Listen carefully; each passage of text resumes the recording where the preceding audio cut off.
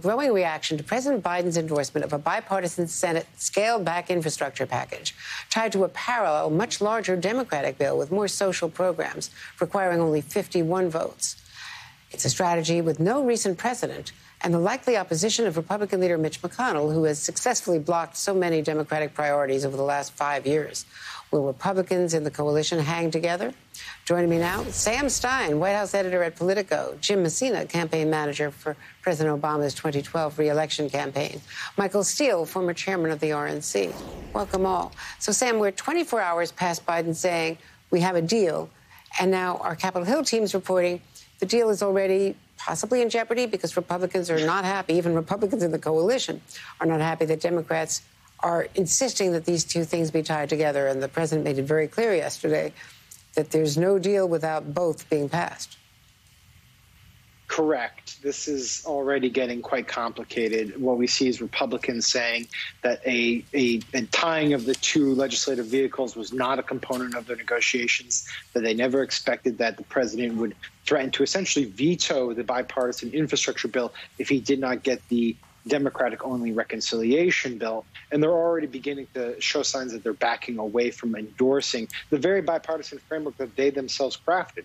So it's a bit of a sticky situation, because if Biden were to reverse course and say that he would sign that bipartisan infrastructure deal, even without the agreement on a reconciliation bill, then he would risk losing a lot of the liberals, and not even the liberals, but the centrists in his party.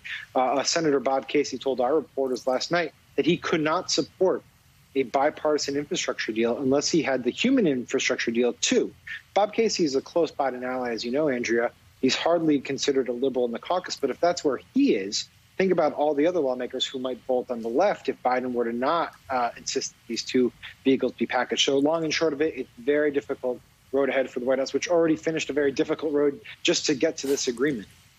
They're really on a seesaw here. Jim Messina, I mean, I saw Senator Blumenthal, other senators, other Democrats saying that no deal without both, without the larger program, without the climate change issues. So if a bipartisan deal gets scuttled, can Democrats then keep Senator Manchin and Senator Sinema on board and pass the whole thing, a mega package, just with the 51 votes under those so-called reconciliation rules? We know that the president spoke to Senator Sinema again today, one-on-one. Well, look, as you said, Andrea, this is difficult negotiations, but this was the entire theory of Biden's presidential campaign, that he could bring both parties together, they could get big things done. And that's why yesterday was such a big announcement for him. It showed that his number one campaign promise he was honoring, that he was going to work with both sides. I'm not as worried about this back and forth today. These deals are always very, very difficult. Both bases are not going to like it. Biden had it exactly right when he said that this was a deal, which means neither side is going to like it. Republicans know that Biden's going to use a reconciliation for some amount of things in conjunction with this. It was part of the negotiation. I was up there right before they cut the deal talking to a couple of senators who said they'd made that very clear with Republicans. I think they'll figure out the timing of this. But overall, this is such a big deal because it shows that we can actually get some things done. Last night, 11 Republican senators endorsed the deal. That's enough to stop any McConnell filibuster if they can just figure out this timing issue. So this is a very big deal. It's never been kind of done the way they're trying to do it, with a separate deal and then a reconciliation deal. And they're going to have to kind of figure out the how to. But overall, this is proof that Biden is doing exactly what he said he was going to do, which is put the politics aside and get the parties to start to work together. So, Michael, what is the thinking among Republicans? Do you think those 11 Republicans who backed the deal are going to stick with them? They're going to get an enormous amount of pressure to peel off this new arrangement, as some of them are putting it. This was not a part of the deal, to counter what Jim was saying, even though, yeah, it was. I mean, I think the president was pretty clear about what he wanted, and certainly those representing his interest in those meetings made that very clear. But the reality of it is they got a little bit boxed in. The Democrats were able to get Republicans on board of a deal and then announce the rest of it. And now they're sitting there going, wait a minute, their base is going, well, you guys agreed to to all of these social programs too. And so there's going to be an enormous amount of pressure to peel off, 2 or 3 of those supporters that are currently on board with this from the Republican side. I don't know how successful they're going to be at that, because at the end of the day, this is something the American people want done. At least we know on the infrastructure, on the hard infrastructure piece, the American people want that. Polls may show that a little softening on some of the other stuff just because of the price tags involved. But even that has the kind of support among the American people that Democrats will point to and go, this is why it's a package. And so, Sam, the White House is signaling that this could go till fall, likely will go to fall, with the staffers writing the bills over the August recess, whatever is left of the recess after they get through everything else they have to get through. But Pelosi and Schumer are talking about votes in July. That doesn't seem realistic. There isn't much left to July after they get back from the July 4th recess. No, and keep in mind that the agreement they made yesterday was not on legislative language. It was on a framework. Exactly. Anyone who knows this knows that an incredible amount of work still remains to actually fill out all the details, dot the I's, cross the T's. And that's just the bipartisan infrastructure deal. In addition to that, and I don't want to get too technical here, but they're going to have to pass a budget language that will allow them to go to reconciliation.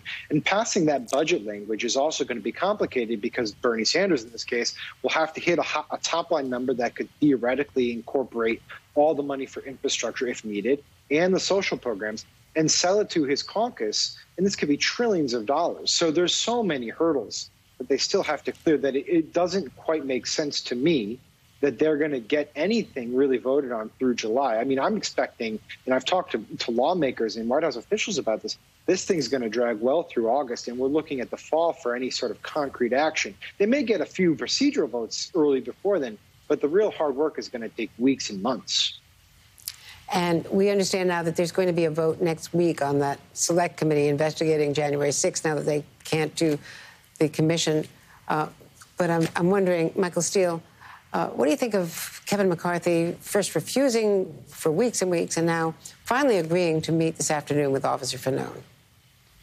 Yeah, it's funny how narratives catch up with you. You let this thing sit out there and fester. You have members in your caucus who won't shake the hand of a D.C. police officer who was not only involved in protecting the Capitol on January 6th, but was injured as a result of that effort. And now he's out here and he's telling his story and he's letting it know, these guys don't care about us. We're nothing more than a talking point to rally a red, white, and blue, fundraising event. And so McCarthy sees that at the same time you have Nancy Pelosi announcing this select committee, the pressure is ratcheting up on looking into January 6th. And so now they're trying to course correct a little bit to get on the right side so that when the investigations begin, you don't have someone like Officer Fanone out there as a witness saying, well, let me tell you not only what happened then, but how this was part of a further conspiracy or whatever. So, yeah, they're playing catch up. It's embarrassing, but here they are, and they're not shame. You don't feel any shame here. It's a shameless effort. So, I'm old enough to remember when the Republicans were the law and order, said that they were the law and order party. Yeah, now they're going up against Capitol Police who defended the Capitol. We have to leave it there. Sam Stein, Jim Messina, Michael Steele, have a great weekend. Thanks to all of you.